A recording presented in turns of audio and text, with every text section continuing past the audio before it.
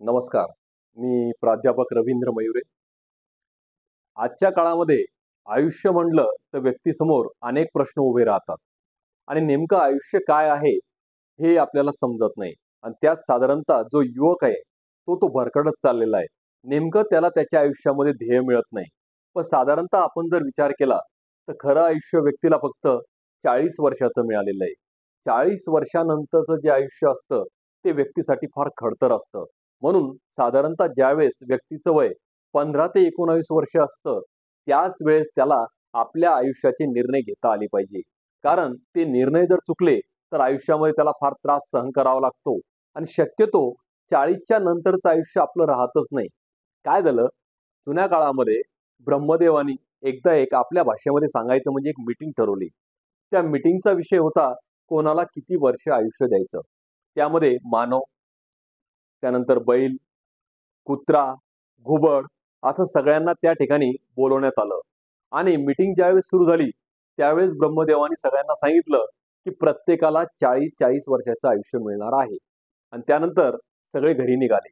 आता घरी निघाल्यानंतर मानवाने विचार केला, की सगळ्यात बुद्धिमान जर कोण असेल, तर तो म्हणजे मी, म्हणजे मानव आहे.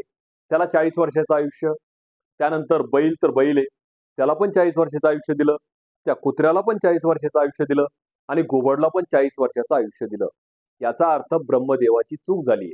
म्हणून ब्रह्मदेवाला परत सांगण्यासाठी मानव हा ब्रह्मदेवाकडे गेला आणि ब्रह्मदेवाला म्हणाला, ब्रह्मदेवा तुमचं चुकलं म्हणे. तुम्ही मलाही 40 वर्ष आयुष्य दिलं आणि बाकीच्यांना पण 40 वर्ष आयुष्य दिलं.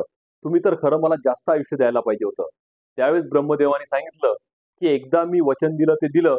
प्रत्येकाला 40 वर्षच आयुष्य मिळणार आहे. यामध्ये कसलाही बदल होणार नाही. असं ऐकल्यानंतर निराश होऊन मानव परत निघाला. परत निघाल्यानंतर त्याची भेट रस्त्यामध्ये बैलाबरोबर झाली. बैलाला त्यांनी विचारलं, की तुला किती वर्ष आयुष्य मिळालं? बैल म्हणाला, मला 40 वर्षाचं आयुष्य आहे. मग बैलाला त्यांनी प्रश्न विचारला, म्हणे तू राहशील कुठे? खाशील काय? तुझं जगण्याचं साधन काय? हे मला कळत नाही म्हणे. तू 40 वर्षाचं आयुष्य काढणार कसं? त्यावेळेस बैल म्हणाला, हो बरोबर आहे. पण मी काय करायला पाहिजे? त्यावेळेस मानव त्या बैलाला म्हणाला, तू चिंता करू नकोस. तुझ्या खाण्यापिण्याची, राहण्याची सगळी व्यवस्था मी करतो. त्यावेळेस बैलाला फार आनंद झाला. मग बैलाने विचारलं, त्या बदल्यामध्ये मला काय करावं लागेल? काही करू नको म्हणे. तुझं फक्त 20 वर्षाचं आयुष्य मला दे. असं म्हणून मानव पुढे निघाला. 40 मानवाची आणि 20 बैलाची झाली 60 वर्ष. त्यानंतर तो कुत्र्याकडे गेला. कुत्र्याला म्हणे, तू किती दिवस कुत्र्यासारखा फिरशील म्हणे. खाशील काय? राहशील कुठे? त्यावेळेस कुत्रा मला, हो बरोबर आहे. मग मी काय करायला पाहिजे? तू काही चिंता करू नको म्हणे. तुझी खाण्याची, पिण्याची, राहण्याची सगळी व्यवस्था मी करतो. मग त्यावेळेस कुत्रा म्हणाला, मला काय करावं लागेल? काही नाही. तुझ्या फक्त 20 वर्षाचं आयुष्य मला दे. म्हणजे 60 आणि 20 झाले 80. मग तो घुबडकडे गेला. घुबडला म्हणे, किती दिवस तू रात्रीच्या वेळेस इकडे-तिकडे फिरणार? तुझी खाण्याची, पिण्याची, राहण्याची व्यवस्था कोण करणार? त्यावेळेस घुबड म्हणाले, हो बरोबर आहे. मी काय करायला पाहिजे? काही करू नको म्हणे. तुझं फक्त 20 वर्षाचं आयुष्य मला दे. घुबडने पण मान्य करून ते 20 वर्षाचं आयुष्य त्याला दिलं. थोडा विचार करा. 40 आपले, 20 बैलाचे 60, 20 कुत्र्याचे 80 आणि 20 घुबडचे असं 100 वर्षाचं मानवाचं आयुष्य झालं. थोडं काळजीपूर्वक जर आपण विचार केलं, तर पहिले जे 40 वर्ष आपल्याला मिळालेले, त्या 40 वर्षामध्ये शक्यतो व्यक्ती कसल्याही प्रकारे आजारी पडत नाही.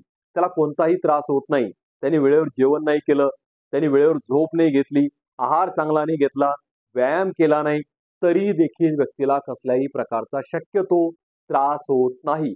कारण ते 40 वर्ष आपले, आपण ते ब्रह्मदेवाकडून घेतलेले आहे. पण 40 वर्षाला आपण जेव्हा क्रॉस होतो, त्यावेळेस आपलं लग्न झालेलं असतं, आपल्याला मुलं-बाळं झालेली असतात आणि ज्याप्रमाणे एखादा बैल घाण्याला झुपला जातो सकाळपासून संध्याकाळपर्यंत, त्याप्रमाणे व्यक्तीचं आयुष्य सुरू होतं. मुलांचं शिक्षण, त्यांचा खर्च यासाठी बैलाप्रमाणे तो सकाळपासून संध्याकाळपर्यंत फक्त राबत राहतो.